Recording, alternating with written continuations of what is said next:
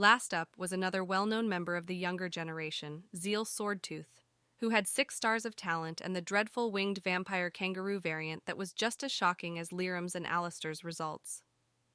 The testing ended as a High Elder walked up and told all the participants to get their share of resources based on their results at the auxiliary treasury, and that Shamaner had made his decision and will contact those he had picked. Kimarya followed the crowd to the auxiliary treasury before being approached by a quiet and awkward Lyram. He started saying, "Hey," before Kimarya interrupted him. "Save it. The less attention I get, the better. Just don't let it become a habit or I'll consider it a serious offense against me. Oh, and now you owe me another favor." She smiled while narrowing her eyes. Lyram involuntarily gulped at her threat.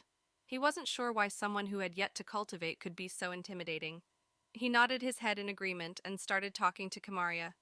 "Right now we're going to pick up some resources, which is 300 exemplary grade energy jades and 20 blessed grade energy jades. We can also choose 2 exemplary items," Kimarya muttered in her head.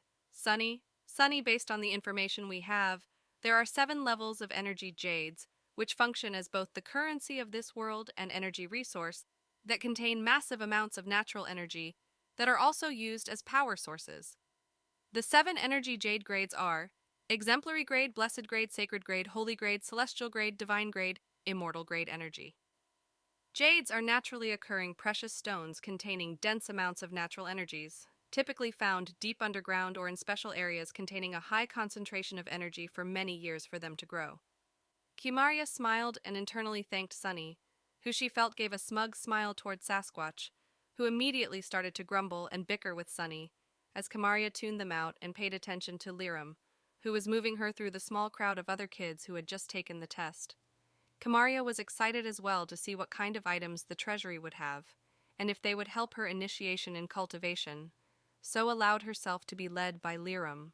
When they got there, they could see that everyone was there, though most of the attention was focused on Alistair and Zeal. Some of it was drawn towards Lyram and Kimarya when they arrived. Alistair only gave an arrogant smile at Lyram, as if to mock this commoner from a lowly family in decline that dares try to climb up on a pedestal that he was born to reign on. Zeal gave a quick glance at Lyram and Kimarya before ignoring them, and even Alistair. Alistair seemed to be the crowd's favorite, as he wasn't cold to those that approached to fawn over him, unlike Zeal, but also from a prestigious and noble family called the Salpan.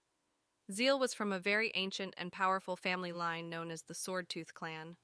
So even with his haughty arrogance that puts no one in his sights, many people still crowded around him, although a greater distance than those around Alistair. Some of the other kids on the outskirts went over to say hello to Lyram and establish good ties with him.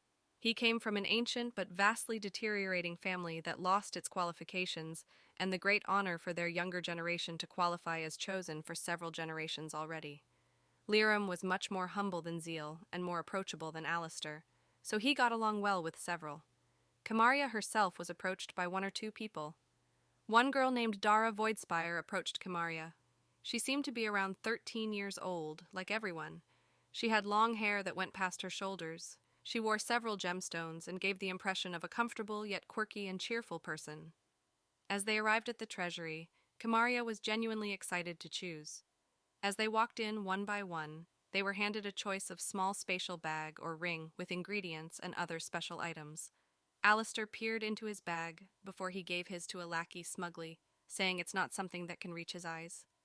Zeal didn't even glance at or accept the spatial bag offered to him, as if nothing offered was even worth his consideration. Soon it was Kimarya's turn, and considering she already had the spatial bag Lyram gave to her, she decided to receive a ring instead of another bag, and slipped it onto her left pointer finger. For many of those that finished the trial, this was their first spatial item, and were very excited even before considering the rewards within. After everyone else received either a bag or ring, they met an elder who managed the treasury, who handed each 3 glowing slips of papers with runes drawn on them and explained that they are necessary for them to be able to remove weapons and/or items from a rack.